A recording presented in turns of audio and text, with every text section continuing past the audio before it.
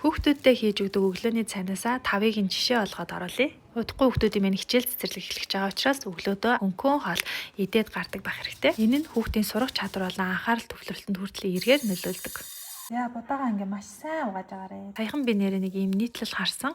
Эмгэг судлалын тасагчилд 15 мянган хүүхд үзүүлдгээс 30% нь ходоод хийцний юм шархлаа эмгэгтэй байна гэд энэ нь өглөөний цай бас алгасж байгаагаас үүдэлтэй байна гэд. Тэгэхээр бид нар хүүхдүүдийнхаа өглөөний цай болон өдөр тутмын зөв дадалд нь бас анхаарах хэрэгтэй юм байна гэж бодсон. Өглөөний цайны гол орчин цагаан будаа байгаа. Цагаан будаа нүүрс усны их усэр учраас хүүхдэд эрч хүчийг нөхөхөд тусалдаг. Тэгэхээр өглөөний цайнд маш тохиромжтой байдгаа гэсэн үг. Дээрх бичлэгэн дээр харагдаж байгаа шиг будаага төрөл бүрийн өндөг ногоогоор амтлаад олон төрлийн юм хөнгөн өглөөний цай хийх боломжтой байдаг. Тэгээ энэ удаад бол би ийм 5 төрлийн өглөөний цайгаа ямарчсан бэлдэж харааллаа. Тэг хүүхдүүд маш амтрахаа иддэг. За одоо манай амт шалгагч нар өглөөний цайнд мань үнэлгээ өгөх болно.